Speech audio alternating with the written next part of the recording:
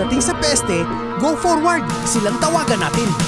Takot ka ba sa dagat ipis? Kami po, nandito para hindi po mag-promote ng business namin, kundi para maging partner ninyo dito sa advocacy ito. Ma-impart natin at ma-aware natin kung ano ang kahalagahan ng pagiging malinis ang kapaligiran. Mahirap, lalo sa mga bata, kung nagkasakit sila, nadadala sa ospital, medyo malaki ang gastos. Kahalagahan talaga nito, sir. Matagal na po akong nagre-request, naghihintay. So ngayon po, nung nalaman ko na si Go Forward na napili rin niya ang Cerro Central School, dahil meron po kaming naging problema, victim ng dengue dito sa aming paaralan. Maraming salamat po talaga, lalo tigit kay Go Forward.